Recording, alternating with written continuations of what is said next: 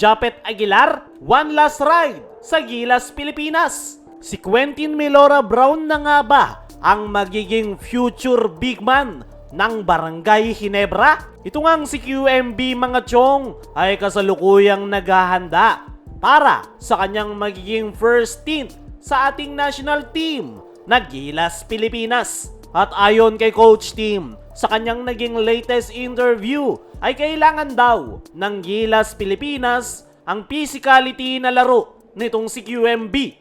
Very impressed si Coach Tim sa kanyang nakikita kay Quentin Melora Brown at hindi na ito makapaghintay na magamit si QMB kontra sa Guam. Ang tanong, paano ito naging future big man ng Barangay Ginebra? Ang sagot, nasa Barangay Ginebra nga yung first overall pick sa paparating na PBA rookie draft. Kaya once na maisipan ni QMB na magpa-draft sa 2027 ay malamang ito yung kukuhanin ni Coach Tim bilang first overall pick. Ang problema nga lang mga chong, nabanggit mismo ni Quentin Melora Brown noong mga nakalipas na buwan na wala pa sa kanyang plano ang pagpasok sa PBA. Gusto niya nga lang daw munang tulungan ang ating national team na Gilas, Pilipinas. Pero hindi ibig sabihin niya na hindi magpapadraft itong si QMB.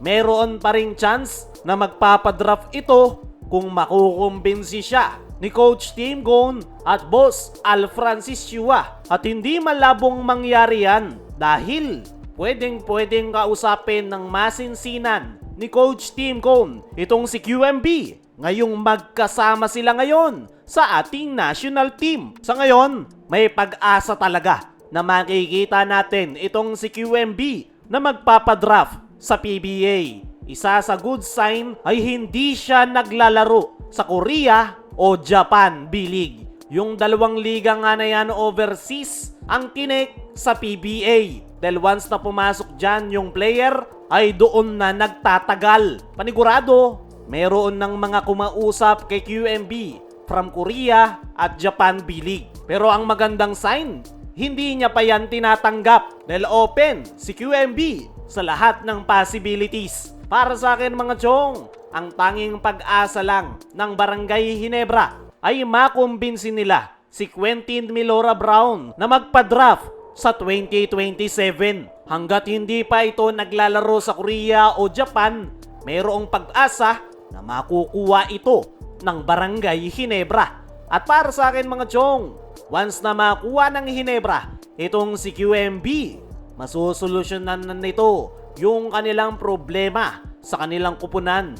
Dahil kung titignan mo yung kasalukuyang lineup ng Barangay Ginebra ay kulang na kulang talaga sila sa front court position. Tanging si Japet lang yung kanilang inaasahan sa ilalim at hindi nga ganun ka-effective si Japet Aguilar once na mga kasing laki niya na yung kanyang kabantayan sa loob ng painted area. Isa pa, nalalapit na rin yung pagre-retiro ni Japet Aguilar. Kailangan na talaga ng Barangay Ginebra na makahanap ng bagong big man na mapapakinabangan nila sa mga susunod na taon. At si Quentin Melora Brown nga, yung big man na kailangan ni Coach Tim sa kanyang kupunan. So ngayon, habang nasa Gilas, si Quentin Melora Brown ay mayroong pagkakataon si Coach Tim Gon at Boss Al Francis Chua na makumbinsi si Quentin Melora Brown. Pwede nila itong kausapin at bigyan ng possible na kontrata na hindi matatanggihan ni QMB. At sa laro nito, deserve niya ng higher contract dahil napakalaki ng chance na ito yung susunod na magdodomina sa PBA. Dumako naman tayo dito sa kabilang balita. Japet Aguilar, one last ride sa Gilas, Pilipinas. Ito ang si Japet Aguilar mga chong ay ang isa sa mga veterano sa Gilas, Pilipinas. Magmula 2009 hanggang sa kasalukuyan ay nagsilbi si Japet sa Gilas. At ayon niya sa kanyang naging latest interview ay sinabi nito na ito na raw yung kanyang magiging huling stint sa Gilas, Pilipinas. Ilang beses na nga daw niya yang sinabi at kung si Japet nga lang daw ang masusunod gusto na niyang magretiro sa ating national team at mag-giveaway sa mga mas bata. Pero dahil nga raw kinausap ito ni Coach Tim at tawag ng bayan, ay hindi niya nga raw magawang makatanggi. Pero ngayon, sinisiguro ni Japet na tuluyan na siyang magre-retiro pagtapos ng kanyang huling stint ngayong taon. Para sa akin mga chong, wala nang dapat pang patunayan itong si Japet.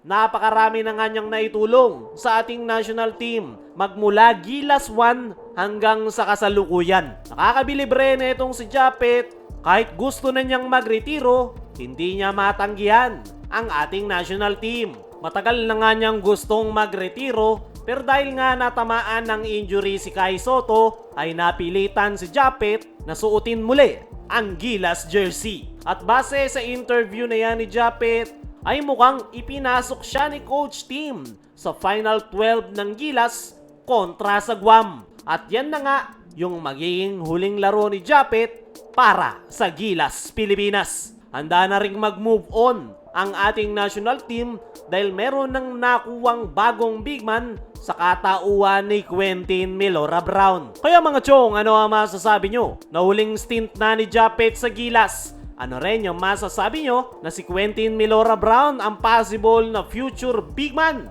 ng Barangay Ginebra? Comment mo lang dyan sa ibaba.